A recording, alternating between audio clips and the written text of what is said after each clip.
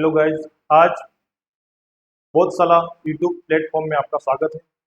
आज से अपन एलडीसी की जो क्लास है यूट्यूब से फ्री में चल रही है और फ्री में हम चला रहे हैं। तो ये क्लास है उनके लिए जो अति महत्वपूर्ण है, जिनके लिए जैसे कि कोई ऑनलाइन पढ़ रहा है लेकिन पेमेंट शो नहीं कर रहा है, कोचिंग में नहीं कर पा रहा है, गरीब परिवार है, या कोई और है जैसे कि ऑफलाइन क्लास है, ऑफलाइन में वो एक सिटी से दूसरी सिटी में जा सकता है। तो हमने एक सुविधा वागड़ क्षेत्र में एक सुविधा कर रखी है फ्री क्लासेस एलडीसी की, जो एक आप शॉर्ट पीडीएफ के माध्यम से आप पढ़ सकते हैं। की शुरुआत हम कर रहे हैं। मैं आपको एक ज्योग्राफी का यूनिट लेके आया हूँ जो उसका नाम है भारत का पारिस्थितिकी एवं वन्य प्राणी। ठीक है, तो अपन एलडीसी का बैच आज से कंटिन्यू करेंगे। एक मैराथन की क्लास ही है समझो आप। और दूसरी चीज, इसमें जो भी फॉर्मेट आपको होगा मतलब डिवाइड होगा वो आपको पूरा का पूरा फॉर्मेट पीडीएफ के थ्रू टेलीग्राम के चैनल के माध्यम से आपको प्रोवाइड करवाया जाएगा। तो आज से अपन चालू कर रहे हैं और मेरा नाम वीरभद्र सिंह चौहान है, जो ज्योग्राफी की पढ़ाने के लिए मैं आपके सामने उपस्थित हुआ हूँ। ये वागड़ क्षेत्र का छोटा सा प्लेटफॉर्म है जिसको आपको सोच से समझ तक, शून्य से शिखर तक ले जाना है। आपको आपका थोड़ा बहुत सपोर्ट चाहिए, इसमें हमारा भी सपोर्ट रहेगा और उन परिवारों के लिए ज़्यादा फायदा होगा जो पढ़ाई करना चाहते हैं लेकिन उनको ये सारा प्लेटफॉर्म उनके लिए उपलब्ध नहीं है। तो चालू करते हैं कंटिन्यू क्लास। आज का हमारा जो टॉपिक रहेगा वो रहेगा इंडियन ज्योग्राफी। और हमारा जो टॉपिक इंडियन ज्योग्राफी का टॉपिक है, जैसे कि ये भारत का पारिस्थितिकी एवं वन्य प्राणी। ठीक है, आज कंटिन्यू करेंगे उसको।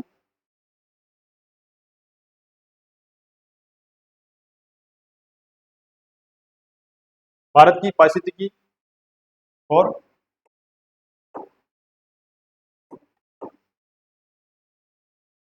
वन्य प्राणी। नेक्स्ट स्लाइड चालू करेंगे अपन।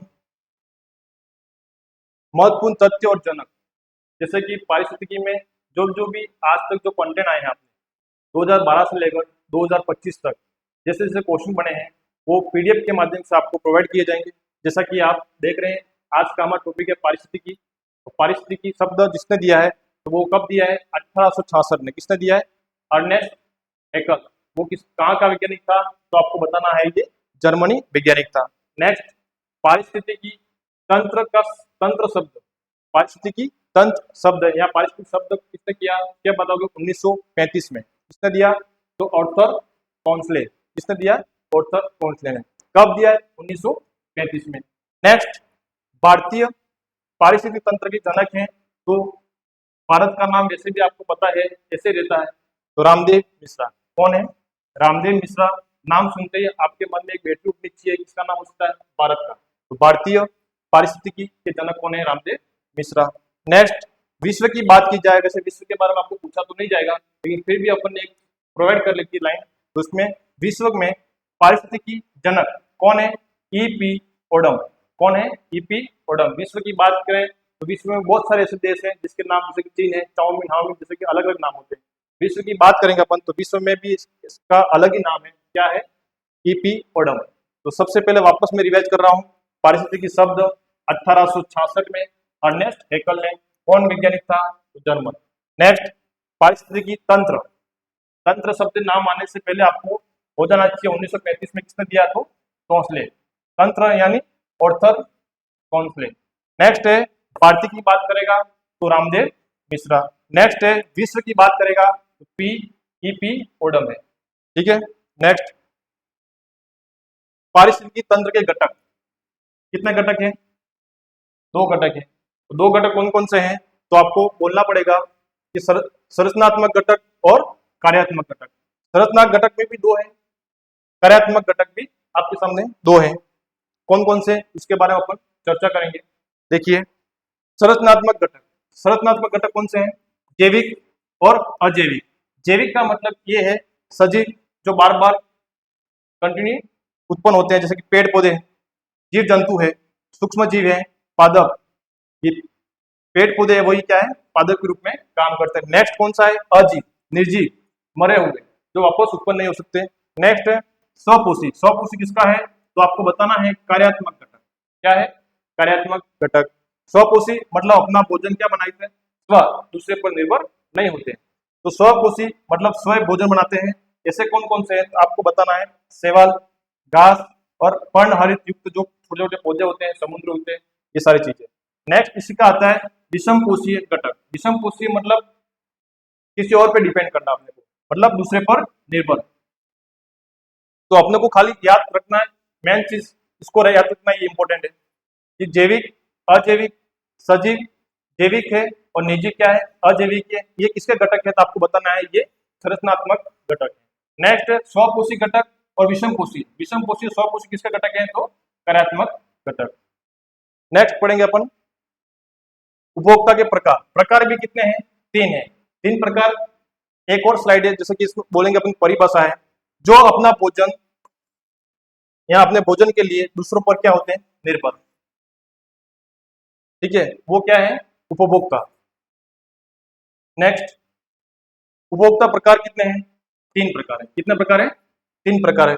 3 प्रकार कौन कौन से, प्राथमिक है, द्वितीयक है और तृतीयक है। प्राथमिक जो शाकाहारी होते हैं, द्वितीय जो मांसाहारी होते हैं, तृतीयक जो शाकाहारी और मांसाहारी दोनों होते हैं। उसको अंतिम घटक उपभोक्ता भी कहते हैं। ये क्वेश्चन पिछली बार आ चुका है, कौन सा उपभोक्ता का प्रकार जो अंतिम पोषक या अंतिम उपभोक्ता के रूप में जाता है, क्या बताओगे आप, तृतीय उपभोक्ता।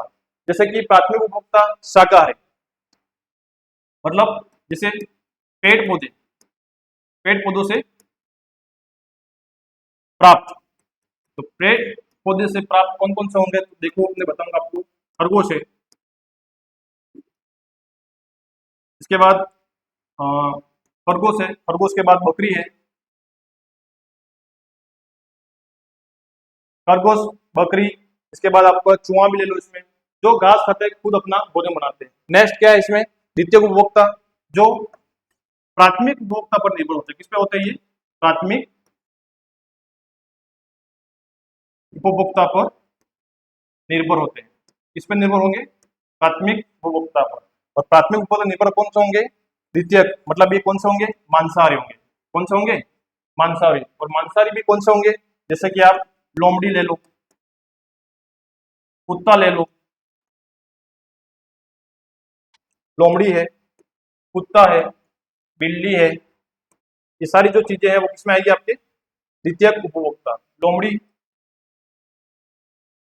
कुत्ता, बिल्ली, एक ले लो भेड़िया, ये सारी चीजें किसमें आएगी, आपके जानवर ही द्वितीयक, जो मांसाहारी कहलाएंगे। और किस पे डिपेंड होंगे, ये प्राथमिक उपभोक्ता जो भी होगी, ये खरगोश है, बकरी है, और एक ले लो गाय, ये सारी चीजें हैं वो ये डिपेंड होंगे इस पे। अब नेक्स्ट क्या है, तृतीयक और अंतिम उपभोक्ता। अंतिम उपभोक्ता कौन से होंगे, ये शाकाहारी भी होंगे, ये मांसाहारी भी होंगे, शाकाहारी और मांसाहारी दोनों होंगे। ये कौन से होंगे, तृतीयक उपभोक्ता, मतलब ये प्राथमिक उपभोक्ता पर निर्भर होंगे और द्वितीयक उपभोक्ता भी निर्भर होंगे। मतलब ये जो चीजें हैं, जैसे इसमें एग्जांपल देखो मैं, शेर है, चीता है, इसके बाद शेर है, चीता है, और हाँ, और बाज, तीनों है। नेक्स्ट एक खाद्य श्रृंखला, मतलब इसको कहते हैं फूड चेन। फूड चेन मतलब एक दूसरे पर निर्भर होते ही है। जैसे देखो इसमें चारण खाद्य, मतलब चढ़ने वाला। सबसे पहले क्या है, टिड्डा है, मेढक है, सांप है, मोर है। मतलब मोर किसको खाएगा, तो आपको बताना मोर किसको खाएगा, सांप को खाएगा। सांप किसको खाएगा, तो आपको बताना है मेढक को खाएगा। मेढक किसको खाएगा, टिड्डे को खाएगा। ठीक है, तो मतलब ये सर्किल एक तरह का। जब मोर की डेथ हो जाती है और अपघटित हो जाता है, क्या हो जाता है, अपघटित हो जाता है, और अपघटित होकर वापस किसमें मिल जाता है, ये मिट्टी में। और मिट्टी में जो छोटे छोटे सूक्ष्म जीव होते हैं वो खा जाते हैं उसको, तो वो वापस किसमें बदलते हैं, घास में। किसमें बदल देंगे अपने, घास में। तो घास को खाए, घास कौन खाएगा, टिड्डा, और टिड्डे को कौन खाएगा, मेढक, मेढक को कौन खाएगा, सांप, और सांप को खाने वाला कौन है, मोर। और जब मोर वापस अपघटित हो जाता है, किसमें मिल जाता है, घास में। तो ये सर्कल उसका चलता रहता है। तो ये सर्कल किसमें आएगा, चारण खाद्य श्रृंखला में। नेक्स्ट कौन सा है, अपरत। कौन सा है, अपरत श्रृंखला। जैसे में केचुए है, मेढक है, सर्प है और पक्षी है। अब पक्षी खाएगा कौन, सर्प। पक्षी क्या खाएगा, सर्प। सर्प क्या खाएगा? मेढक, और मेढक क्या खाएगा? केचुआ। मतलब ये सर्कल चलता रहेगा और इसका वापस क्या होगा? अपघटक। ये सर्किल चलता रहेगा वापस, जैसे कि ऊपर वाला मैंने बताया वैसे भी सर्किल इसका भी है। जैसे पक्षी है, पक्षी वापस मरेगा, मरने के बाद उसके छोटे छोटे जो सूक्ष्म होंगे वो मिट्टी में मिलने के बाद वापस अपघटित होंगे, अपघटित होने के बाद वापस केचुए उसके खाएंगे। केचुआ कौन खाएगा? वापस मेढक खाएगा, और मेढक को वापस सर्प खाएगा, और सर्प को कौन खाएगा? पक्षी। तो ये कौन सा होगा? आपके अपारक खाद्य श्रृंखला। नेक्स्ट लास्ट एंड परजीवी। परजीवी क्या है? सूर्य की किरणें जो होती है वो वापस पड़ती है, किस पड़ती है? घास पे। तो अपना क्या क्या हो, जो भी जूल, जैसे कि कोई भी है 1000 जूल, जैसे कि इसकी रोशनी यहाँ पर आ रही है 1000 जूल, तो इसका 10% आगे वालों को क्या करेगा? ट्रांसफर करेगा। जैसे कि सूर्य से उसको ऊर्जा मिल रही है 1000 जूल, तो उसका 10% कितना होगा? तो 100 का 10% कितना होगा? 10, और 10 किसका होगा? इसका 1%। ये मतलब सूर्य से प्राप्त हो रहा है घास, और घास से जो होगा, घास को खाएगा हिरण, और हिरण से जो प्राप्त होगी वो कौन खाएगा? शेर। और शेर के क्या होता है? जू। जू का मतलब जो छोटे सूक्ष्म जीव होते हैं वो किसको खाएंगे? शेर को। और शेर किसको खाएगा? हिरण को। और हिरण किसको खाएगा? घास को। ठीक है। नेक्स्ट, तो उसको बोलेंगे अपन परजीवी। इसके बाद है web, food web. Food web का मतलब है खाद्य जाल, एक दूसरे को डिपेंड। जैसे कि घास है, घास गाय भी खा रही, बकरी भी खा रही, बकरी को शेर भी खा रहा है, ठीक है, भेड़िया भी खा रहा है, मतलब एक पूरी सर्कल है। उसको जाल मतलब, जैसे कि अपन 4 रास्ता होता है, 4 रास्ते में कितने रास्ते मिलते हैं? 2 3 4 रास्ते, वैसा ही एक जाल है ये। जैसे देखो, जब प्रत्येक जीव एक अधिक आहार पर निर्भर रहता है और अनेक खाद्य श्रृंखला मिलकर क्या बनाती है? खाद्य जाल। यानी कि प्रत्येक जीव एक से अधिक आहार करता, मतलब एक से अधिक चीजों को खाता है, और अनेक खाद्य श्रृंखला मिलकर उसका निर्माण करती, उसको क्या बोलेंगे? खाद्य जाल। नेक्स्ट है खाद्य जाल जितना अधिक होगा, खाद्य जाल जितना अधिक जटिल होगा, पारिस्थितिक तंत्र उतना ही क्या होगा?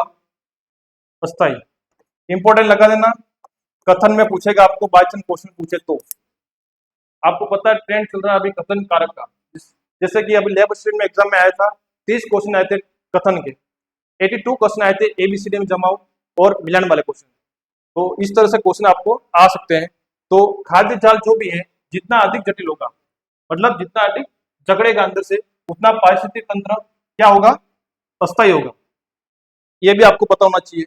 नेक्स्ट स्लाइड, पारिस्थितिक पिरामिड मतलब इकोलॉजिकल सिस्टम या पिरामिड। ये सर्वप्रथम इसका उपयोग किसने किया है? तो आपको बताना है चार्ल्स एल्टन। किसने किया है? चार्ल्स एल्टन ने किया है। चार्ल्स एल्टन 1927 में। कब किया इसका प्रयोग? 1927 में। किसका प्रयोग? पारिस्थितिकी पिरामिड का प्रयोग सर्वप्रथम किसने किया था? आपको बताना है चार्ल्स एल्टन ने। कब किया है? तो 1927 में किया है।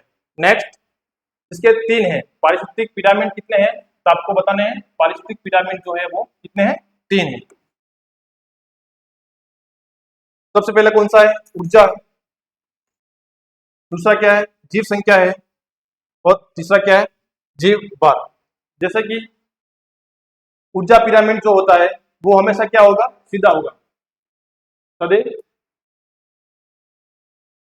सीधा। जैसे कि बनेगा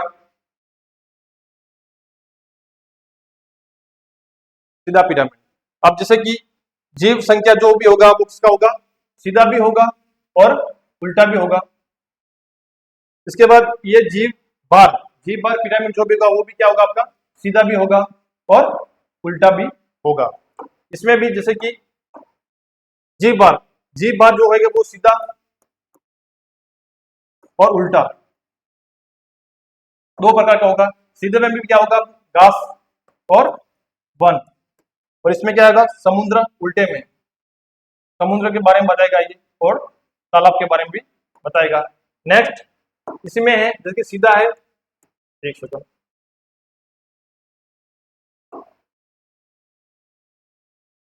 जीव संख्या सीधा उल्टा दोनों बनेंगे। तो सीधा उल्टा किसमें बनेंगे? सीधा बनेगा किसका है? घास का है, और ये तालाब का। इसमें वापस उल्टा जो बनेगा, उल्टा किसमें बनेगा? एक पेड़ मात्र, एक पेड़ के बारे में जो बताएगा आपको वो सीधा और उल्टा बनेगा। इसमें हमेशा सदैव ऊर्जा का क्या बनेगा, सदैव सीधा ही बनेगा इसमें।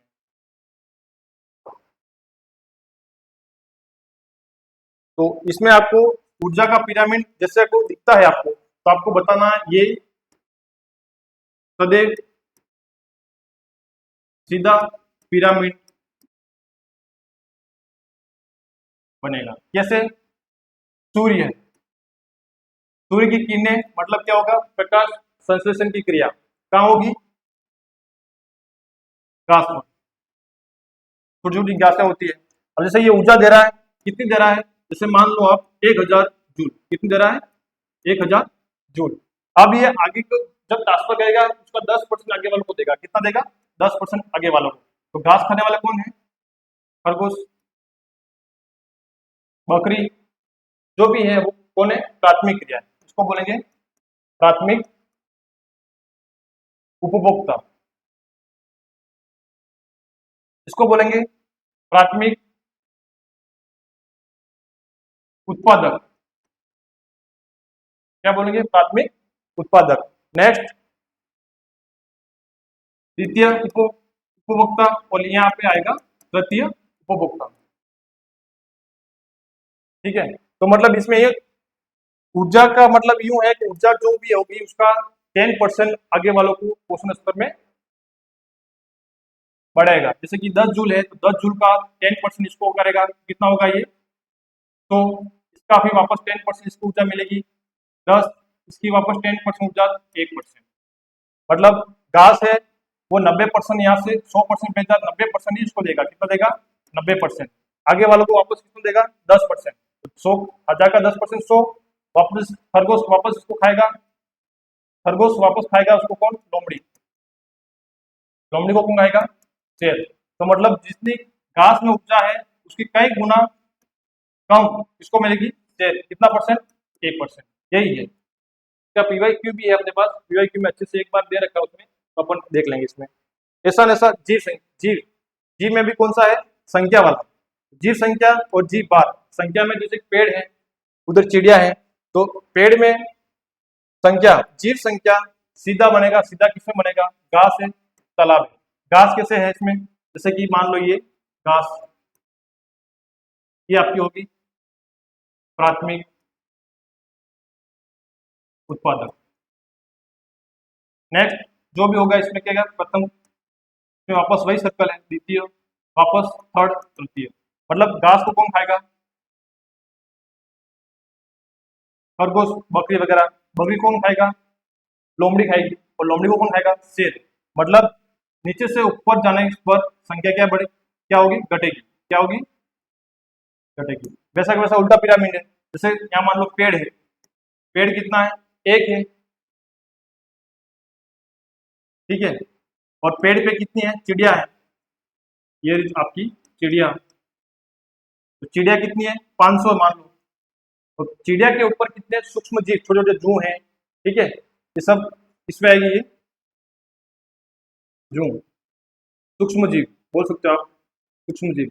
मतलब पेड़, पेड़ को ऊपर कौन सी है, चिड़िया है, बहुत सारी चिड़िया, कितनी, 500 चिड़िया। इसके ऊपर सूक्ष्म जीव कितने हैं, हजारों में है, तो मतलब संख्या क्या हुई, ज्यादा। मतलब ये इसका अपवाद है, सीधे का अपवाद कौन सा है, उल्टा है। नेक्स्ट बार में, बार क्या है, सीधा और उल्टा। इसमें भी पिरामिड जो आपके बनेंगे वो क्या बनेंगे, आपके सीधा और उल्टा पिरामिड बनेगा। और बार में घास और वन, और उल्टे में जो बनेगा वो समुद्र और तालाब। समुद्र तालाब में उल्टा कैसे बनेगा वो देखो एक बार। जैसे कि ये क्या है, प्लवक, प्लवक मतलब पादप। इस पादप को कौन खाएगा, छोटी मछलियां। कौन खाएगी, छोटी मछली। छोटी मछली को कौन खाएगा, बड़ी मछलियां, बड़ी मछली। और बड़ी मछली को कौन खाएगा, बगुले होते हैं, बगुले। तो ये मतलब इसकी संख्या में ये क्या है, कम, इसकी संख्या में बड़ी मछलियां कम, और बड़ी मछली की संख्या में क्या है, बगुले, ये क्या होगी, सबसे कम। तो इसका क्या बनेगा, आपका उल्टा, मतलब समुद्र का। समुद्र और तालाब का पिरामिड हमेशा क्या होगा, उल्टा बनेगा। किसके संदर्भ में, तो आपको बताना है जीव बार के संदर्भ में। उल्टा पिरामिड समुद्र और तालाब का बनेगा। जी भाग किस पिरामिड में सीधा अगर बनने वाला है तो उनको क्या होगा, घास और वन। घास वन कैसे, वैसे जैसे कि मैं आपको यह समझा दिया वैसे ही।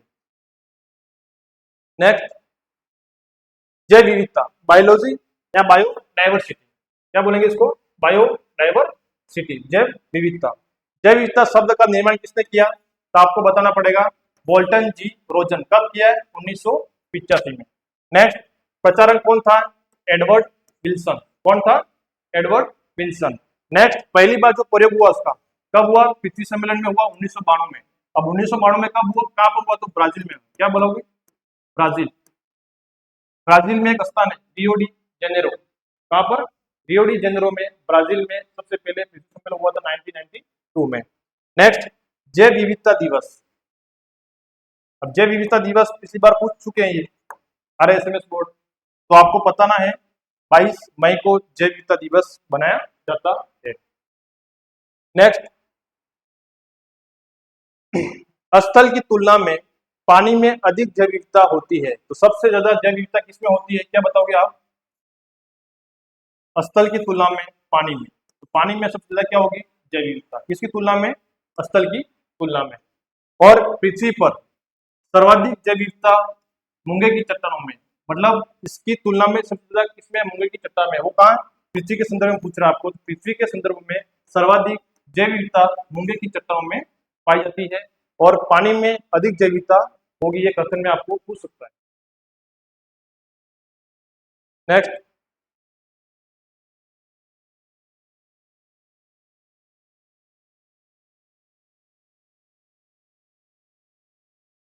हॉटस्पॉट।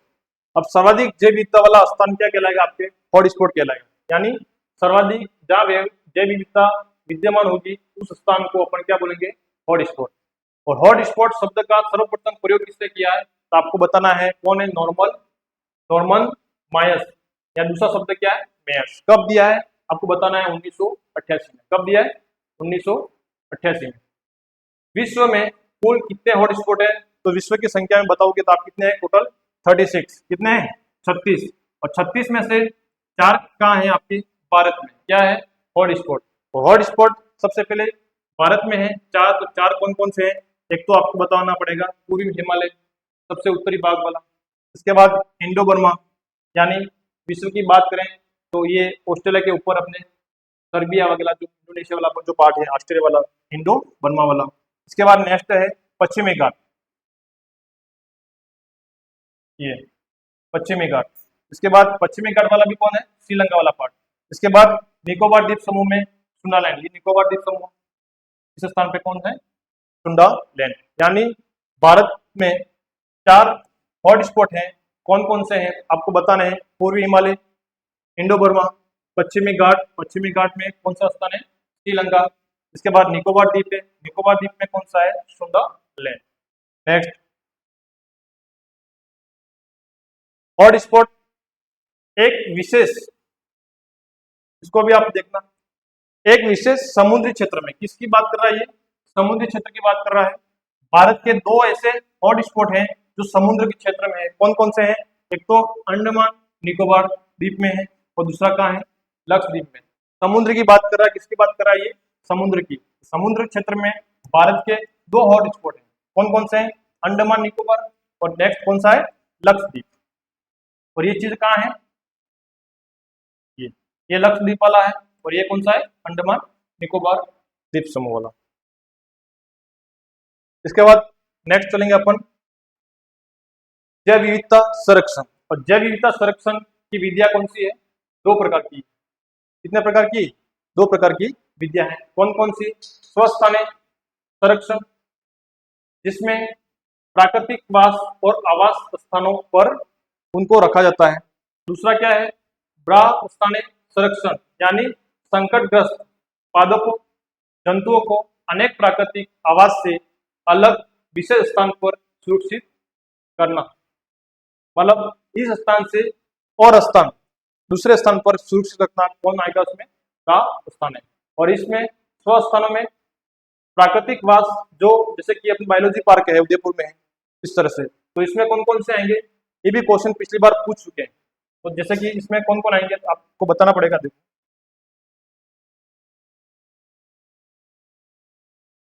एक तो राष्ट्रीय अभ्यारण्य, राष्ट्रीय उद्यान बोल दो, ये राष्ट्रीय उद्यान। दूसरा कौन सा आएगा, वन्य जैव मंडल, ठीक है, वन्य जीव मंडल। तीसरा क्या आएगा,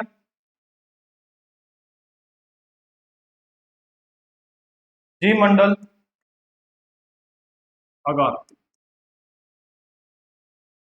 जैव मंडल आगार। इसके बाद चौथा किसमें आएगा, स्वस्थानी का संरक्षण में, जैसे राष्ट्रीय उद्यान आएगा इसमें, वन्य जीव मंडल आएगा इसमें, जैव मंडल आगार आएगा। इसके बाद मैंग्रोव वन या मैंग्रोव वनस्पति।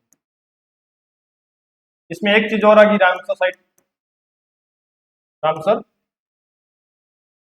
साइट, ठीक है। मतलब आपको पूछेगा किस निम्नलिखित में से स्वस्थान संरक्षण कौन सा है या कौन सा नहीं है। चार, तीन दे देगा, चार दे देगा, चार में से एक इसका होगा, एक तीन इसके होंगे, तो उसमें अलग अलग निकालना है आपको। तो स्वस्थानी संरक्षण जो भी है कौन कौन से हैं, जिसका प्राकृतिक वास और आवास स्थानों पर ही होता है, कौन कौन से हैं।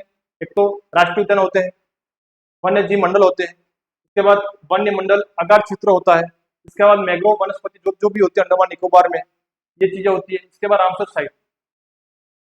नेक्स्ट सेकंड है ब्रा स्थानीय संरक्षण। कौन सा, ब्रा स्थानीय संरक्षण। इसमें कौन कौन सी आएगी, इसमें भी अलग आएगी, तो कौन सी आएगी, तो देखो इसमें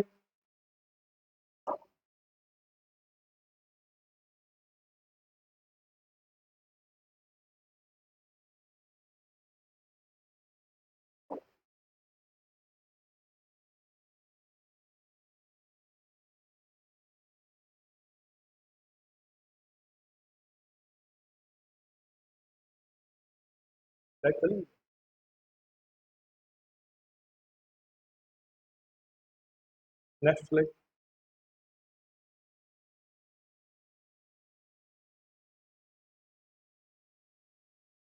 नेक्स्ट से पहले है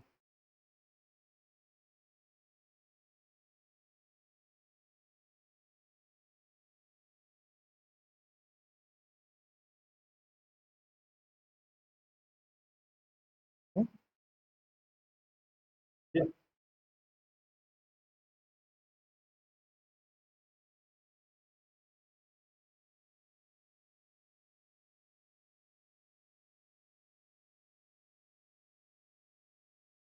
चलो कोई बात नहीं, स्वस्थान मैंने बता दिया आपको। ब्रा स्थान में कौन सा आएगा,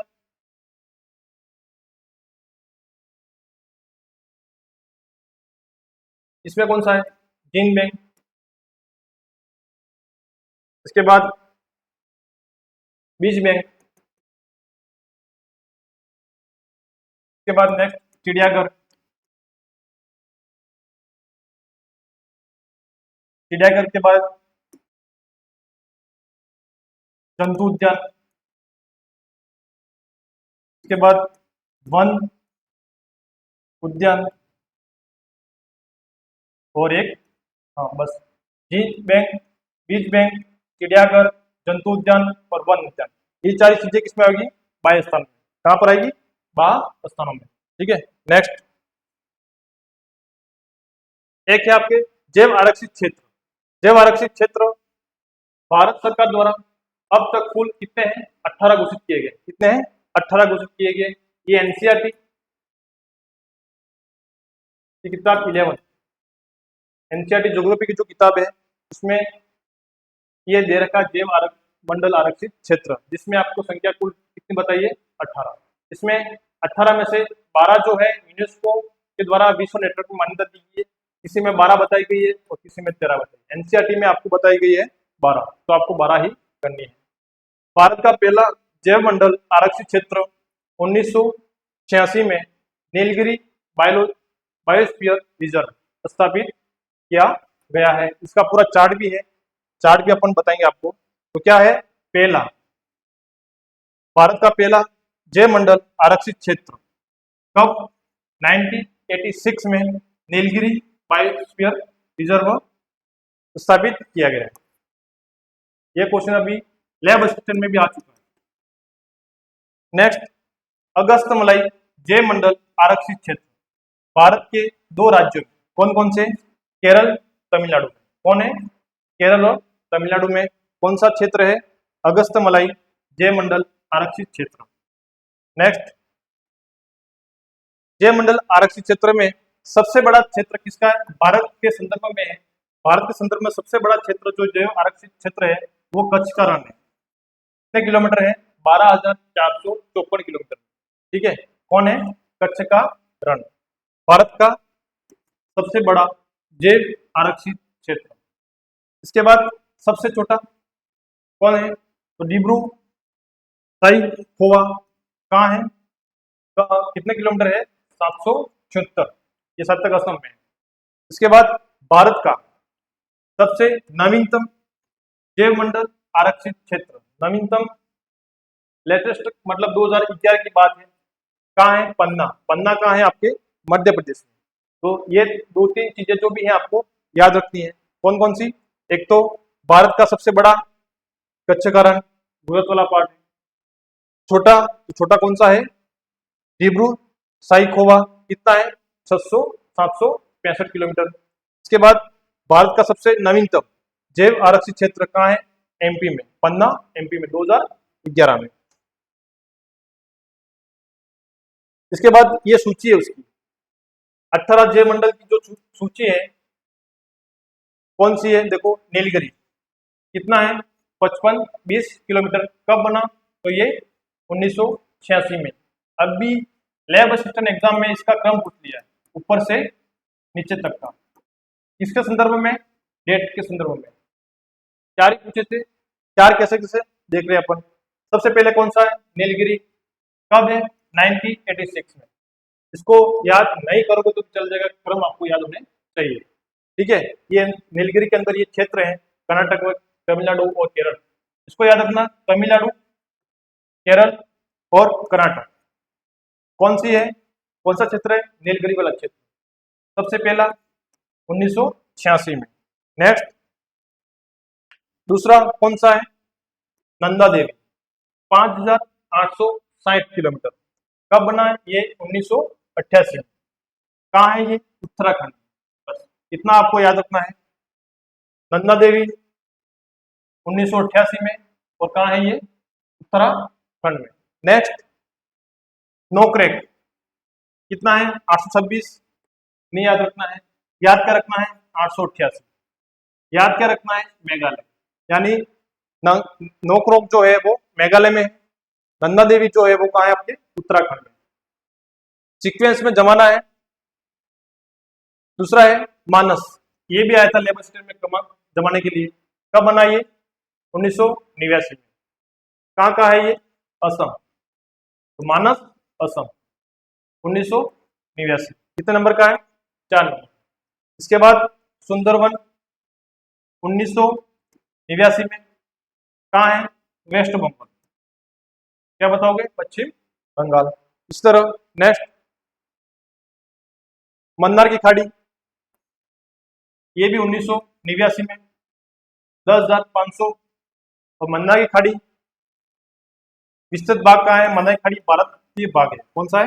विस्तृत भारतीय भाग, जो कन्याकुमारी यानी तमिलनाडु के उत्तर में रामेश्वर द्वीप से दक्षिण में कन्याकुमारी तक का पार्ट क्या कहलाएगा? आपके मन्नार की खाड़ी वाला पार्ट है, जो उसका स्थापना कब हुई? 1989 में। नेक्स्ट, ग्रेट निकोबार कहाँ है? अंडमान निकोबार में। सिमली पार्क, सिमली पार्क कहाँ है? उड़ीसा में, 1994 में। डेट नहीं याद रखो चल जाएगा, याद रखना है ये को और इसको। इसके बाद डिब्रू रायसेना, डिब्रू रायसेना वाला पार्ट 765 है, सबसे कम, और ये कहाँ है? असम वाला पार्ट। ठीक है, इसके बाद डिब्रूगढ़, ये तेल वाला भी क्षेत्र है। इसके बाद दिहांग या दिबांग, ब्रह्मपुत्र नदी वाला पार्ट, जब अरुणाचल प्रदेश में आती है तो किस नाम जानी जाती है? तो आपको बताना है दिहांग और दिबांग। कब? 1998 में। और अरुणाचल प्रदेश में सियांग और दिबांग जिलों में भाग लेती है। नेक्स्ट, पंचमढ़ी, पंचमढ़ी कहाँ है? एमपी में, यानी मध्य प्रदेश। कब? 1999 में। इसी तरह कंचनजंगा, कंचनजंगा कहाँ है? सिक्किम में, 2000। इसके बाद अगस्तमलई, अगस्तमलई 2001 में, ये केरल में है, अगस्तमलई पहाड़ियों पर। नेक्स्ट अमरकंटक, अचानकमार या इसको बोल दो अमरकंटक, 2005 में। ये मध्य प्रदेश के अनूपपुर और इंदौरी जिलों के भाग और छत्तीसगढ़ में बिलासपुर जिलों का भाग आता है। किसका? अचानकमार या अमरकंटक की पहाड़ियां, जो 2005 में है। जैसे कच्छ सेकंड है, कब बना ये? 2008 में बना। कच्छ का भाग गुजरात, राजकोट वाला और सुंदरनगर तथा पठानकोट या पठानकोट वाला जिला। नेक्स्ट ये सूची है, जो जैव आरक्षित क्षेत्र जो है अपने, उसकी ये क्या है? सूची है 18। जैसा ठंडा रेगिस्तान है, हिमाचल प्रदेश वाला। नेक्स्ट अचलम है, 2010 में बना, ये आंध्र प्रदेश और पूर्वी घाट वाला जो पार्ट है उसमें है। नेक्स्ट पन्ना, अपन ने बात की, एमपी वाला पार्ट है, 2011 वाला। चलो 18 जो भी है उसमें से जो 12 सरकार ने मान्यता प्राप्त किए वो कितने हैं? 12। जो भारत की यूनेस्को द्वारा मान्यता प्राप्त कर जैव मंडल आरक्षित क्षेत्रों को रखा गया है 18 में, कितने हैं? 12। 12 कौन कौन से हैं? इसका भी सीक्वेंस सबको पता होना चाहिए क्रम से। तो नीलगिरी है, किस किस राज्य में है? तो केरल, तमिलनाडु, कर्नाटक। कब हुई स्थापना इसकी? 2000 में। इसके बाद मन्नार की खाड़ी, मन्नार की खाड़ी कहाँ है? तमिलनाडु में, 2001 में। नेक्स्ट है सुंदरवन डेल्टा, कहाँ है? पश्चिम बंगाल में, 2001 में। इसके बाद नंदा देवी कहाँ है? उत्तराखंड, 2004 में। इसके बाद नोकरेक, ये है मेघालय में। पूछ सकता है नोकरेक जीव मंडल आरक्षित क्षेत्र का है नोकरेक, या तो मिलान वाला आएगा, एक साइड आपको राज्य दिए जाएंगे, एक साइड वहां का स्थान दिया जाएगा। तो इस तरह से मिलान करना है तो आपको लिखना नीलगिरी 3 राज्यों में, केरल, तमिलनाडु और कर्नाटक में। मन्नार की खाड़ी तमिलनाडु।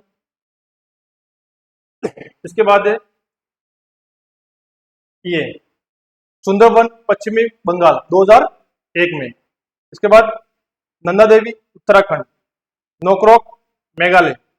इसके बाद सिमलीपाल, और सिमलीपाल कहाँ है? उड़ीसा में।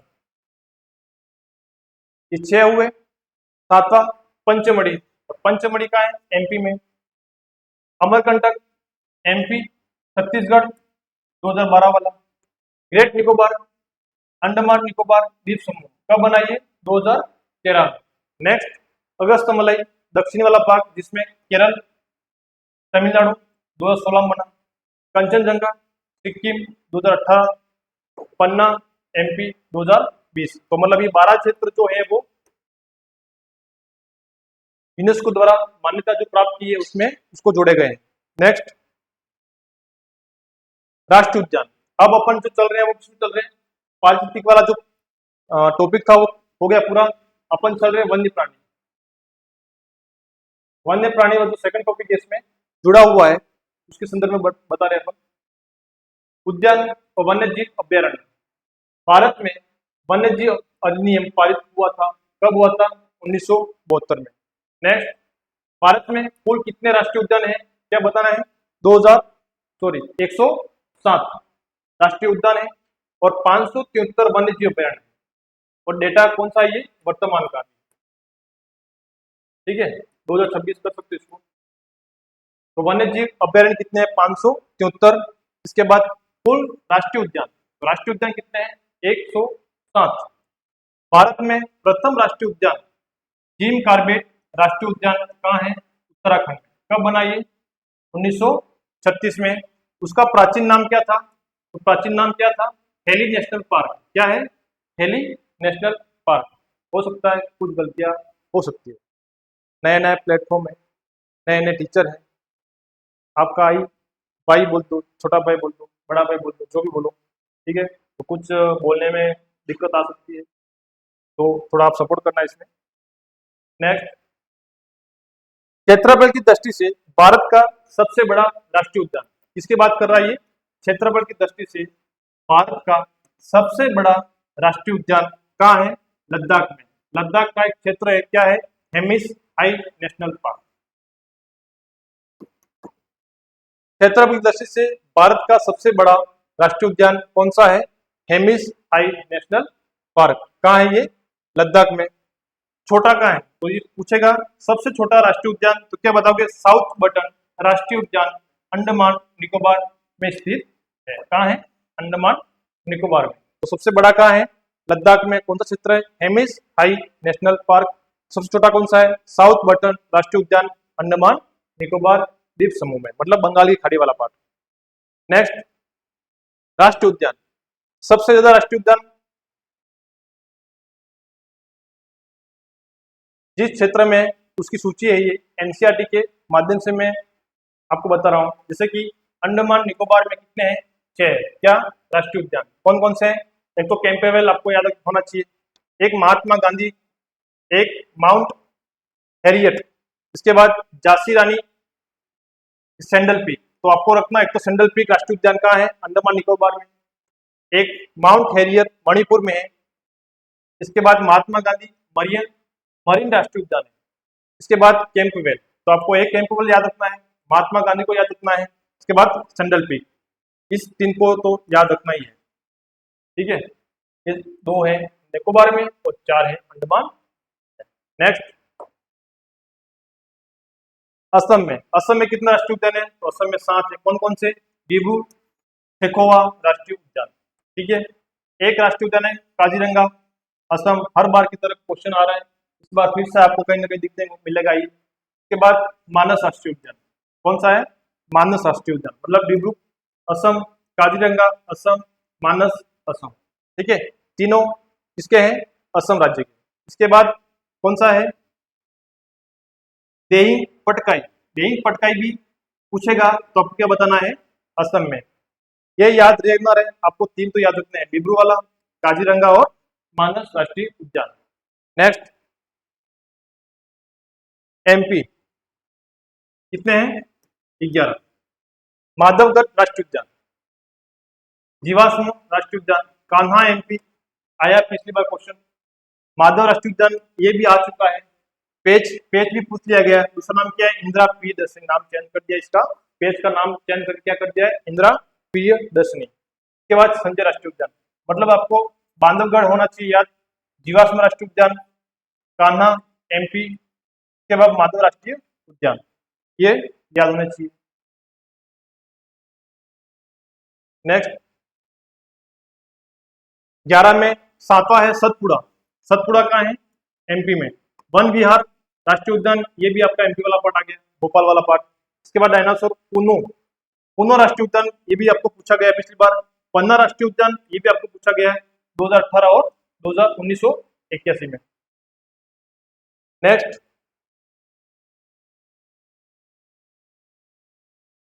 जम्मू कश्मीर में। जम्मू कश्मीर में कितने हैं? 4। 4 कौन कौन से हैं? सिटी फॉरेस्ट, दाची गाम राष्ट्रीय उद्यान कहाँ है? जम्मू कश्मीर में। एक बार क्वेश्चन आ चुका है, आरएसएमएस ने इसको शो किया पेपर में। दाची गाम राष्ट्रीय उद्यान जम्मू कश्मीर में। इसके बाद किश्तवाड़ राष्ट्रीय उद्यान कहाँ है? ये भी जम्मू कश्मीर में। और एक काजीनाग, मतलब कौन से याद होने चाहिए? ये तो याद होना ही चाहिए। दाची गाम राष्ट्रीय उद्यान और किश्तवाड़ राष्ट्रीय उद्यान कहाँ है? जम्मू कश्मीर में। नेक्स्ट, कर्नाटक। कर्नाटक में कितने हैं? तो आपको बताना है कर्नाटक में कितने हैं? 5 कौन कौन से हैं? अंशी राष्ट्रीय उद्यान, बांदीपुर राष्ट्रीय उद्यान, बंदरकट्टा राष्ट्रीय उद्यान, कुंदेमुख राष्ट्रीय उद्यान और नागरहोल। नागरहोल तो पूछा पिछली बार 2024 या 23 वाले पेपर में, तब तक आरएसएमएस ने पूछ लिया इसको। नेक्स्ट, केरल। अब केरल में भी ये भी इंपॉर्टेंट है आपके, कितने हैं इसमें? 6 राष्ट्रीय उद्यान है। संख्या नहीं पूछेगा, ना पूछने वाला भी नहीं, याद क्या रखना आपको, खाली अन्नाईमोडी कहाँ है तो आपको बताना है केरल बताना है। इसके बाद पेरियार कहाँ है? पेरियार आपको बताना है केरल बताना है। साइलेंट वैली राष्ट्रीय उद्यान कहाँ है तो आपको क्या बताना है? केरल। आएगा क्या? खाली मिलान वाला क्वेश्चन आएगा इसमें, आएगा तो भी। ठीक है। अगर गठन के नाम पर अगर पूछे तो क्रम में जमाने के लिए क्वेश्चन आएगा, क्रम आपको पता होना चाहिए। तो नेक्स्ट इसमें क्या है, एक तो आपको पेरियर याद रखना है, पेरियर कहाँ है, केरल में। उसके बाद साइलेंट वैली, और साइलेंट वैली वाला भाग कहाँ है आपको, केरल में। नेक्स्ट महाराष्ट्र, महाराष्ट्र में भी कितने हैं, 6 हैं। 6 कौन कौन से हैं, चांदोली है, गुंगालल है, नवेगांव है, पेंच राष्ट्रीय उद्यान पूछा है पिछली बार, पेंच कहाँ है, महाराष्ट्र में। इसके बाद संजय गांधी, संजय गांधी का नाम चेंज करके क्या किया है, बोरीवली, ठीक है, राष्ट्रीय उद्यान। इसके बाद क्या है, तदोबा, ये नहीं पूछेगा, याद क्या रखना आपको, एक तो पेंच राष्ट्रीय उद्यान कहाँ है, महाराष्ट्र, बस। नेक्स्ट मणिपुर में कितने हैं, 2 हैं। 2 में से एक ही याद रखना है, कौन सा आपको, पहला कीवुल लामजाओ राष्ट्रीय उद्यान कहाँ है, मणिपुर। हर बार क्वेश्चन में आ रहा है, इसमें पूछ रहा है इसको वन लाइनर, तो आपको एक ही चीज 2 दे रखे, खाली याद क्या करना है, केवुली लामजाओ राष्ट्रीय उद्यान 1970 में। नेक्स्ट उड़ीसा में, तो उड़ीसा में 2 है, दो याद रखना, कौन कौन से हैं, भितरकनिका और सिमलीपाल। भितरकनिका कहाँ है, उड़ीसा में, और सिमलीपाल भी कहाँ है आपके, उड़ीसा में, दोनों इंपोर्टेंट है। नेक्स्ट सिक्किम में, सिक्किम में एक ही है, कौन सा, काजीरंगा, हर बार पूछ ही रहा है, काजीरंगा राष्ट्रीय उद्यान कहाँ है, क्या बताना है, सिक्किम में। तो सिक्किम वाला कौन सा पार्ट है, ये उत्तर वाला पार्ट। नेक्स्ट राजस्थान, राजस्थान राष्ट्रीय उद्यान ऐसे तो अपन पढ़ रहे हैं 3, राष्ट्रीय उद्यान राजस्थान में कितने हैं, 3 है, लेकिन केंद्र सरकार ने 2 और जोड़ दिए हैं कि उसको भी आप राष्ट्रीय उद्यान में गिनो। कौन कौन से, एक तो अपन गिन रहे राष्ट्रीय उद्यान सरिस्का राष्ट्रीय उद्यान, दूसरा अपन गिन रहे रणथंभौर, और तीसरा क्या गिन रहे, केलादेव। मतलब 2 ऐसे हैं, मुकुंदरा अपने डेजर्ट महोत्सव वाला पार्ट जो है वो किसमें गिनेंगे, केंद्र सरकार गिनती है, तो अपने भी 5 आपके हिसाब से देख लेना, जैसे अपने 3 है, रणथंभौर है, केलादेव है, मुकुंदरा है, ये सारी चीजें। नेक्स्ट उत्तराखंड में कितने हैं, 6। जिम कार्बेट कहाँ है, उत्तराखंड। गंगोत्री राष्ट्रीय उद्यान उत्तराखंड में। गोविंद पशु विहार कहाँ है, उत्तराखंड में है। नंदा देवी पूछा है, इस बार भी लेबर स्टेट में ये आ गया है, क्रम से जमाओ। तो नंदा देवी क्या है, राष्ट्रीय उद्यान, क्या बताओगे आप, उत्तराखंड। इसके बाद दूसरा क्या है, जिम कार्बेट राष्ट्रीय उद्यान, ये भी पूछ लिया गया है।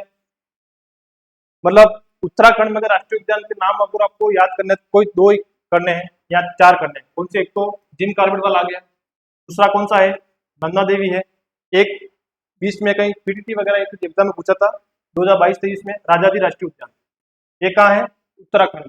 नेक्स्ट है फूलों की घाटी, हर हमेशा पूछ ही रहे आपको, तो फूलों की घाटी कहाँ है, उत्तराखंड, ठीक है। तो ये उत्तराखंड वाले कौन कौन से हैं, फूलों की घाटी राष्ट्रीय उद्यान उत्तराखंड, नंदा देवी उत्तराखंड, राजाजी राष्ट्रीय उद्यान उत्तराखंड, और Jim Corbett Uttarakhand. Jim Corbett वाला कौन सा जिला, जैसे कि नैनीताल है, ये आपको याद करने की जरूरत नहीं है, लेकिन अगर सीक्वेंस में अगर पूछे उत्तराखंड के क्रम में जमाओ, RSMS बोर्ड पूछ सकता है कि क्रम में अपन गठन किया है, गठन में जो भी दे रखे हैं इसमें अनुसार आपको लिखना है। नेक्स्ट पश्चिम बंगाल, अब पश्चिम बंगाल में 2 ही है जो आपको याद करने हैं, 6 के नाम दे रखे हैं। वेस्ट बंगाल, तो वेस्ट बंगाल में कौन सा है, तो सुंदरवन डेल्टा या सुंदरवन राष्ट्रीय उद्यान। तो सुंदरवन राष्ट्रीय उद्यान कहाँ है, पश्चिम बंगाल। एक है ये रहा सिंगालीला राष्ट्रीय उद्यान। RSMS ऐसे ही क्वेश्चन पूछेगा जो आपको याद नहीं, ठीक है। सुंदरवन आज तक पढ़ते आ रहे हैं, पढ़े हैं, पढ़ते रहेंगे, लेकिन जो नए नाम जो है ना आपको बहुत कंफ्यूज करेंगे, तो इसलिए मैंने पूरी NCERT की जो लिस्ट है किताब की 11 क्लास की जो किताब है भारत का पर्यावरण, उसमें से निकाल के आपको ये स्लाइड मैंने प्रोवाइड करवाई है। तो इसमें सुंदरवन आपको याद रखना है। एक नरोवा, नवोरा, कौन सा है, नेवोरा, नेवोरा भी कहाँ है, पश्चिम बंगाल में। सिंगालीला राष्ट्रीय उद्यान भी कहाँ है, पश्चिम बंगाल में। बुक्सा, बुक्सा राष्ट्रीय उद्यान कहाँ है, तो पश्चिम बंगाल में। बस ये इसको छोड़ दो। नेक्स्ट आपका आपने LEC की तैयारी कर रहे हो, रिवीजन हो चुका होगा आपका, आपने कोर्स भी पूरा कर चुके होंगे, लेकिन आप एक PDF के नाम पर अगर आप पढ़ना चाहते हो, आपकी उस टॉपिक से रिवीजन करना चाहते हो, तो ये आपकी रामबाण साबित हो सकती है। नेक्स्ट एक है ग्रासलैंड, बन्नी ग्रासलैंड क्या है, सत्तर गुजरात में है। देखते हैं अपन गुजरात के कच्छ के रन वाला जो पार्ट है उसमें कौन सा है, बन्नी ग्रासलैंड, जो एशिया मतलब अवस्थित बन्नी ग्रासलैंड एशिया का सबसे बड़ा घास का मैदान, एशिया का सबसे बड़ा घास का मैदानों में से एक है।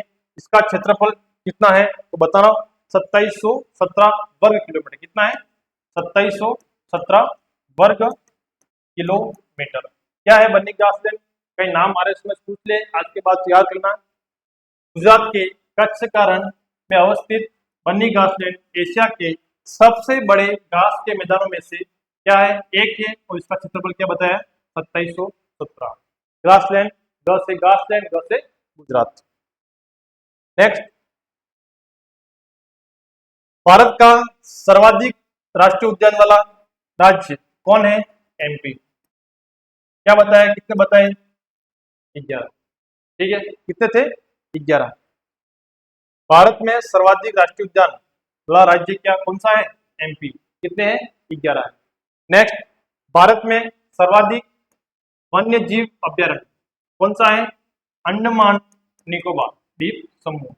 कौन सा है, वन्य जीव अभ्यारण्य। नेक्स्ट, भारत का एकमात्र तैरता हुआ राष्ट्रीय उद्यान, आया क्वेश्चन, बहुत बार पूछा है, कौन सा है, भारत का एकमात्र तैरता हुआ राष्ट्रीय उद्यान क्या बताओगे, मणिपुर में। ये कहाँ है, मणिपुर। 7 सिस्टर वाला जो पार्ट है उसमें एक राज्य जो है कौन सा आपका, मणिपुर है। और मणिपुर में कौन सा स्थान है, केबुल लामजाओ। कौन सा है, केबुल लामजाओ। और मणिपुर में एक झील है, कौन सी है, लोकटक झील। कौन सी है, लोकटक झील। लोकटक झील कहाँ है, मणिपुर में है। तो आपको बताना है कि भारत का एकमात्र तैरता हुआ राष्ट्रीय उद्यान कौन सा है, तो केबुल लामजाओ मणिपुर में। और मणिपुर में एक झील है, लोकटक झील। ठीक है, इसके बाद एक सींग के गेंडे के लिए प्रसिद्ध राष्ट्रीय उद्यान, एक सींग गेंडे के लिए। तो एक सींग गेंडे के लिए प्रसिद्ध राष्ट्रीय उद्यान कौन सा है, काजीरंगा। कौन सा है, काजीरंगा। ठीक है, कौन सा है, काजीरंगा राष्ट्रीय उद्यान। कहाँ है ये, असम में। ठीक है, नेक्स्ट,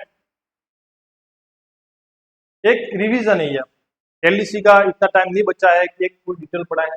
जो चीज हर साल आ रही है, आरएसएमएस हर साल पूछ रही है, 2012 से लगाकर 2025 तक जितने भी एग्जाम हुए, जबकि आरएस है, एसआई है, सीईटी है, जो भी है, सबके मैंने पीडीएफ बना रखी है। उसमें क्वेश्चन जो जो भी आए इस टॉपिक से सारे मैंने प्रोवाइड करवा रखे हैं। तो नेक्स्ट क्या है इसमें, ओली रिडले कछुए और सफेद मगरमच्छ के लिए कौन सा फेमस है, तो क्या बताओगे इसमें, भितरकनिका नेशनल पार्क। और भितरकनिका नेशनल पार्क क्या है, कहाँ है, तो उड़ीसा राज्य में। कौन सा राज्य में, उड़ीसा राज्य में। नेक्स्ट, एशियाई शेरों के लिए, कौन से शेरों के लिए, एशियाई शेरों के लिए प्रसिद्ध राष्ट्रीय उद्यान है, तो क्या बताओगे, गुजरात का गिर राष्ट्रीय उद्यान। और गिर राष्ट्रीय उद्यान क्या है, गुजरात ग से गिर राष्ट्रीय उद्यान।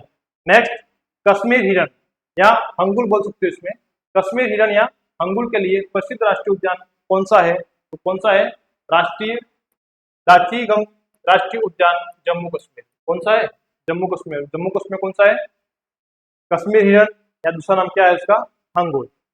Next, royal Bengal tiger, royal Bengal tiger के लिए प्रसिद्ध राष्ट्रीय उद्यान कौन सा है, सुंदरवन राष्ट्रीय उद्यान वेस्ट बंगाल, वेस्ट बंगाल।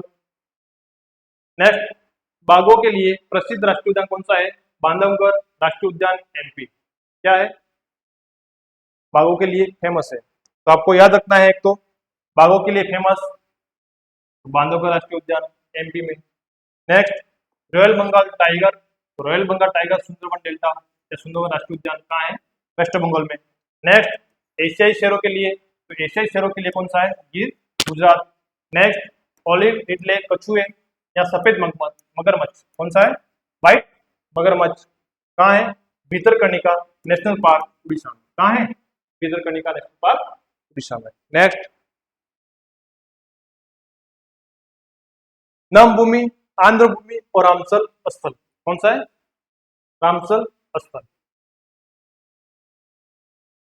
2 फरवरी 1971 कब, 2 फरवरी 1971 में ईरान के कैस्पियन सागर के तट पर स्थित रामसर शहर आंध्र भूमियों के संरक्षण के लिए एक संधि हुई थी। किसके लिए संधि हुई थी, रामसर आंध्र भूमि के लिए एक संधि हुई थी, वहीं से इसका नाम क्या पड़ा, रामसर संधि कहा जाता है। कब?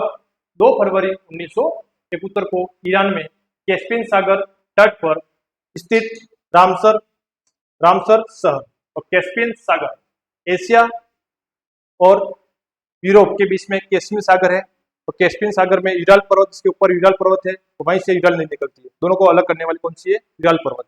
और यूराल पर्वत से कौन सी नदी निकलती है? यूराल नदी। तो उसका पानी कहाँ आता है? कैस्पियन सागर में। नेक्स्ट, भारत ने इस संधि पर 1 फरवरी 1982 को हस्ताक्षर किए थे। कब किए थे? 1982 में। भारत में वर्तमान में भारत में कुल कितने हैं? 91, तथा अप्रैल 2026 में कुल कितने हो गए? 99। भारत में कुल राष्ट्रीय उद्यान कितने हो गए अपने? सॉरी, रामसर साइट कितने? 99। कितने? 99। कब? अप्रैल 2026 में। इससे पहले 2025 में कितने थे? 91। 91वां राष्ट्रीय उद्यान जो है वो कौन सा है? तो आपको बताना है, यूपी का एक है जिला अलीगढ़। कौन सा है? अलीगढ़। तो अलीगढ़ में एक झील है, कौन सा? शेखा झील, तो पक्षी अभ्यारण्य के लिए जानी जाती है। तो आपको बताना है 99वां रामसर स्थल कौन सा है? तो यूपी का या अलीगढ़। अलीगढ़ कहाँ है? यूपी में, शेखा झील। ठीक है, और इंपॉर्टेंट है ये, आएगा 99वां रामसर स्थल कौन सा है? क्या बताओगे? शेखा झील, यूपी में है, अलीगढ़ स्थान पर। नेक्स्ट,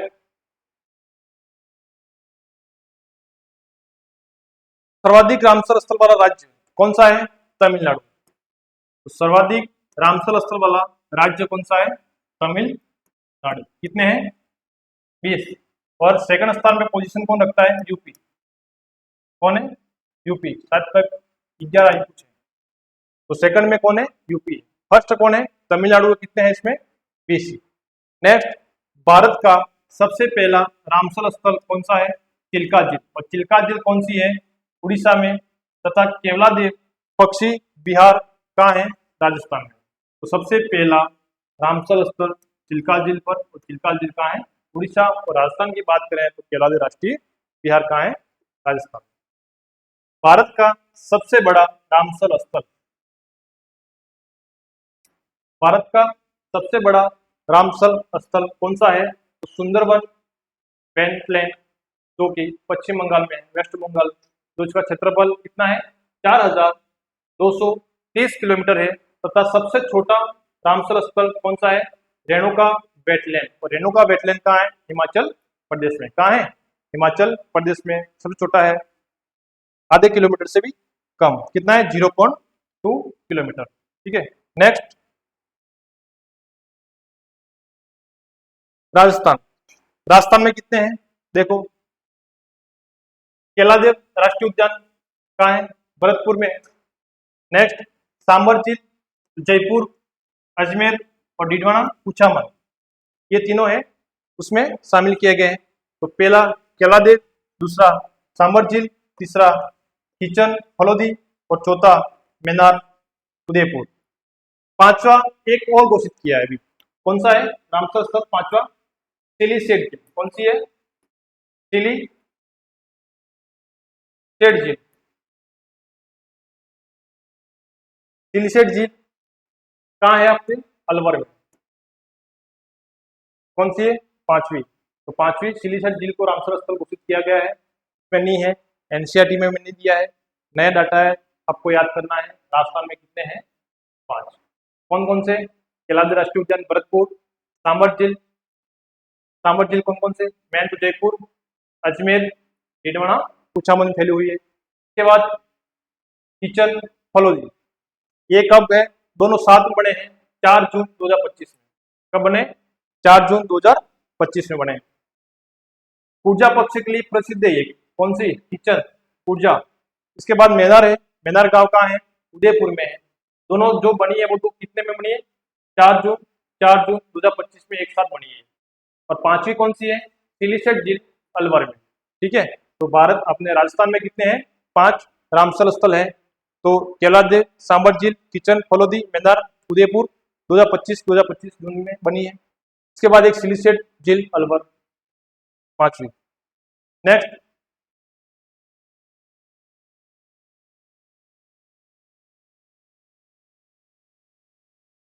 बाघ परियोजना। कौन सी परियोजना है? बाघ परियोजना।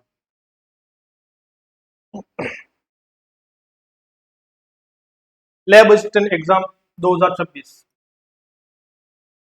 क्वेश्चन आया, पूछा, बच्चों ने गलत किया। जिसने एनसीईआरटी पढ़ी होगी 11वीं की, उनके लिए ये क्वेश्चन था, और जिसने नहीं पढ़ी उनके लिए गलत था। एक क्वेश्चन, एक गलती पकड़ने पर ये क्वेश्चन सोल्व हो रहा था। इसमें कथन में पूछा था कौन सा सही है, कौन सा गलत निकालना था। देखते हैं अपन। बाघ परियोजना, टाइगर प्रोजेक्ट। ठीक है, देश में बाघ या बाघों के संरक्षण के लिए सरकार ने 1 अप्रैल 1973 में क्या चलाया? टाइगर प्रोजेक्ट का प्रारंभ हुआ 1973। क्या याद रखोगे? 1973।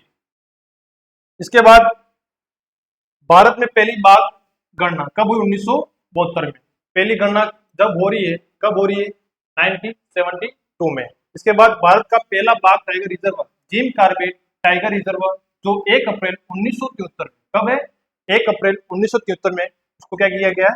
घोषित किया गया है। तो आपको याद रखना है, भारत का पहला टाइगर रिजर्व कहाँ है? जिम कॉर्बेट टाइगर रिजर्व जो 1 अप्रैल 1973 को किया गया है। जिम कॉर्बेट टाइगर रिजर्व कहाँ है? उत्तराखंड में।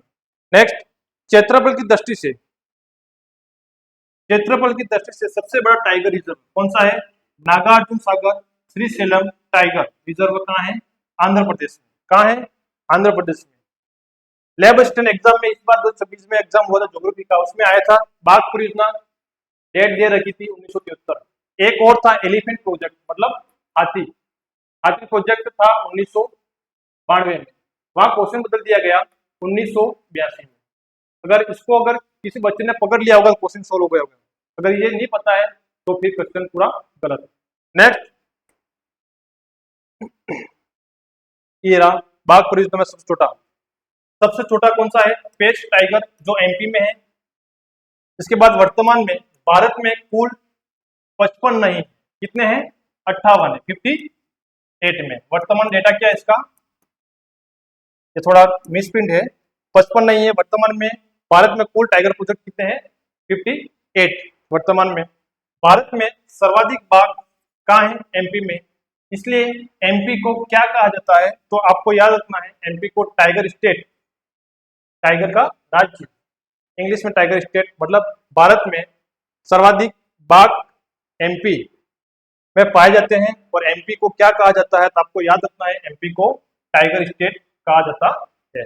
नेक्स्ट, इसी को कैलाश साकला को टाइगर मैन ऑफ इंडिया कहा जाता है। क्या कहा जाता है?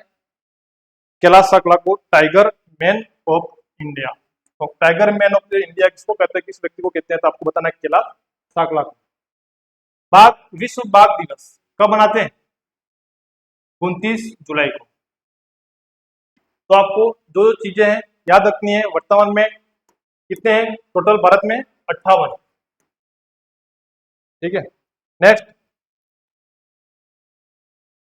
ये रहा हाथी संरक्षण परियोजना 1992 में।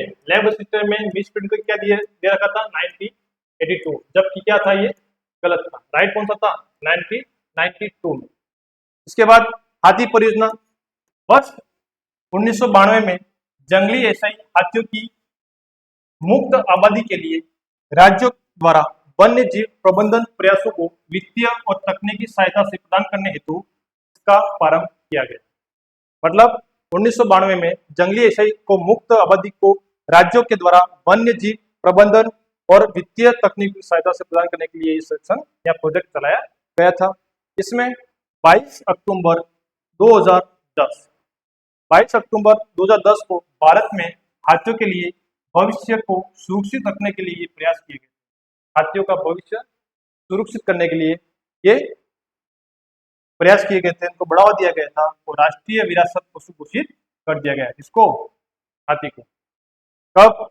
22 अक्टूबर 2010 को राष्ट्रीय विरासत पशु घोषित किया। हाथी को कब किया गया? 2010 में इसको दर्जा दे रखा है।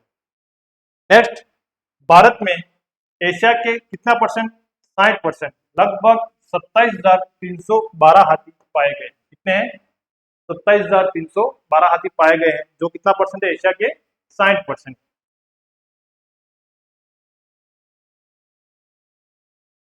हाथी दिवस।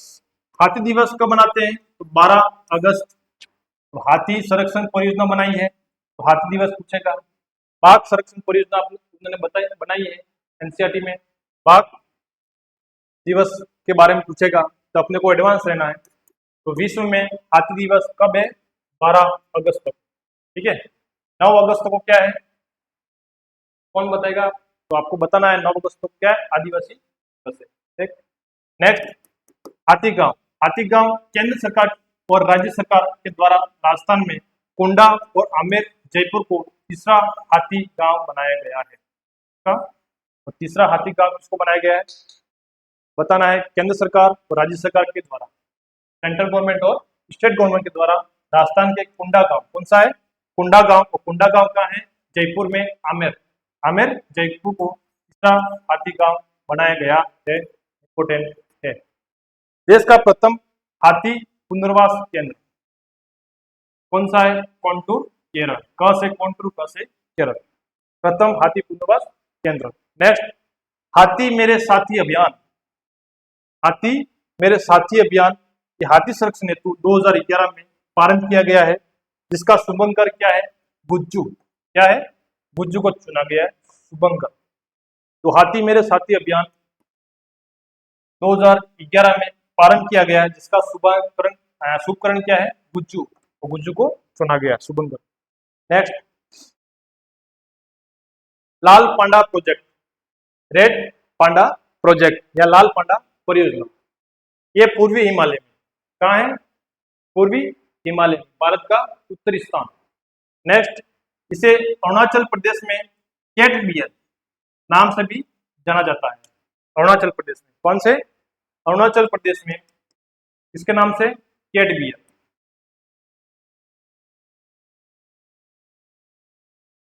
ये कैट बियर, और कैट बियर नाम से कौन जाना जाता है? तो क्या बताओगे? अरुणाचल प्रदेश में लाल पांडा परियोजना को नाम दिया है, अरुणाचल प्रदेश में कैट बियर के नाम से जानते हैं इसको। इसके अंतर्गत इस संरक्षण के लिए वर्ष 1996 में विश्व वन्य जीव निधि के सहयोग से पद्मजा नायडू हिमालय जंतु पार्क के द्वारा लाल पांडा परियोजना की शुभारंभ की गई थी। किसकी की थी? लाल पांडा की शुरुआत की गई थी। कब? 1996 में विश्व वन्य जीव नीति WWF के सहयोग से पद्मजा नायडू हिमालयन जंतु पार्क के द्वारा लाल पांडा परियोजना की शुरुआत की गई थी। नेक्स्ट पीडीएफ गंगा नदी डाल्फिन संरक्षण परियोजना कौन सी है? गंगा नदी डाल्फिन संरक्षण परियोजना। विलुप्त प्राय जीव गंगा डाल्फिन सूच को 5 अक्टूबर 2009 को राष्ट्रीय जलीय जीव, क्या राष्ट्रीय जलीय जीव घोषित किया गया। कब किया गया? 2009 को। डेट याद रखनी है आपको, 5 अक्टूबर 2009 को राष्ट्रीय जलीय जीव घोषित किया गया। किसको? गंगा डाल्फिन। गंगा डाल्फिन का दूसरा नाम क्या है? सूच या सूस। बिहार के भागलपुर जिले में सुल्तानगंज से कहलगांव के मध्य गंगा नदी क्षेत्र में विक्रमशिला गंगा डाल्फिन अभ्यारण्य की स्थापना की गई है, जो गंगा डाल्फिन के एशिया का एकमात्र सुरक्षित आवास है, मतलब एक उसका सुरक्षित आवास बनाया गया है। कहाँ है? बिहार। बिहार में कौन सी जगह है? भागलपुर जिला। भागलपुर जिले में कौन सा स्थान है? तो सुल्तानगंज से लेकर कहलगांव मध्य गंगा नदी क्षेत्र, जिसमें विक्रमशिला गंगा डाल्फिन अभ्यारण्य की स्थापना की है, जो गंगा डाल्फिन का एशिया में एकमात्र सुरक्षित आवास है। नेक्स्ट प्रति वर्ष 5 अक्टूबर को गंगा डाल्फिन दिवस मनाया जाता है। कब मनाया जाता है गंगा डाल्फिन दिवस? 5 अक्टूबर को। नेक्स्ट भारत में, यहाँ भारत के प्राकृतिक स्थल जो यूनेस्को की विश्व धरोहर स्थल में शामिल किए गए हैं, जो राष्ट्रीय उद्यान है उसको यूनेस्को के धरोहर सूची में जो शामिल किए गए हैं उनको क्रम में जमाइए। तो कैसे क्या है? काजीरंगा पता है आपको कहाँ है? असम में है। कब? 1985 में। इसके बाद केरावती राष्ट्रीय उद्यान है, कहाँ है? राजस्थान में है, 1985 में। इसके बाद मानस, मानस कहाँ है? असम में है, 1985 5 में, मतलब ये तीनों कहाँ है, एक ही डेट। इसके बाद सुंदरवन राष्ट्रीय उद्यान पश्चिम बंगाल 1987 में। तो इसको क्रम में पूछेगा आपको, भारत के प्राकृतिक स्थल जो यूनेस्को सूची में विश्व धरोहर में शामिल किया गया है उसको क्रम में जमाइए, नाम दे देगा ऊपर नीचे, तो आपको जमाना है। 1985 में 3 थे, कितने थे, 3 थे। कौन था, काजीरंगा, केवलादेव राष्ट्रीय उद्यान और मानस। काके माँ, ठीक है, उसकी क्या है, काके माँ, अगर याद हो जाए तो। नेक्स्ट कौन सा है, सुंदरवन राष्ट्रीय उद्यान पश्चिम Bengal 1986। Next and last ending PDF क्या है इसमें, भारत के प्राकृतिक यूनेस्को में शामिल करने वाले जो राष्ट्रीय धरोहर सूची है यूनेस्को में कौन कौन सी है, 4 तो वो थे, 5वीं सूची कौन सी, नंदा देवी, इसको फूलों की घाटी राष्ट्रीय उद्यान के नाम से भी जाना जाता है। कहाँ है ये, उत्तराखंड में।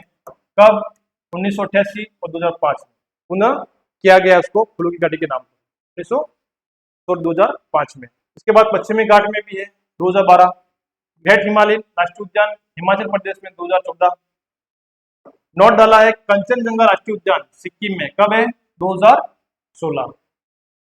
और ये अपनी लास्ट पीडीएफ थी भारत का पारिस्थितिकी और वन्य प्राणी, जो चैप्टर था अपना वो आज पूरा हो गया है।